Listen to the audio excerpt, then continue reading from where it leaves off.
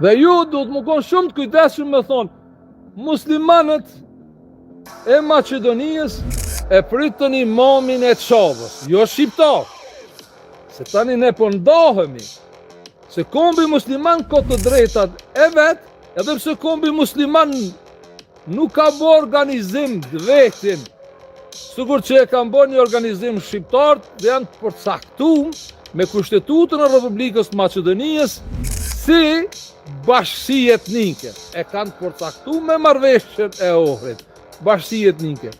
Po për shkak neve, shqiptarve, kanë fitu edhe bashkësia e muslimanve, edhe bashkësia e vllahëve, edhe bashkësia e romëve, edhe bashkësia e serbëve.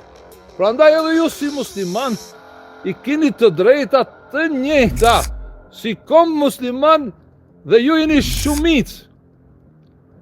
Për shkak se nëse ju jeni bashkë, nëse ju e keni një Zot, e besoni një Zot, pavarësisht se ka që xillafosin turqisht, ka që xillafosin bosnjakisht, ka që xillafosin maqedonisht, ka që xillafosin serbisht, edhe ka që xillafosin shqip. Do me thonë janë 5 grupe etnike në Maqedoni që e përbëjnë shumicën e muslimanëve të Maqedonisë. Edhe tani vetë unë si shqiptar baj pyetje. Pse ju nuk jeni bashkë? Se neve shqiptarve, zurretit i lirt, militit Skenderbeg nuk na pengoni. Fare nuk na pengoni.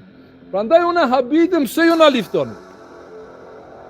Kur ju në vend që t'i këshini punë të juve, ta rritni vetë dijen të njerëzit që juve ju ndjekin, po ju shkoni mirëni me shqiptar.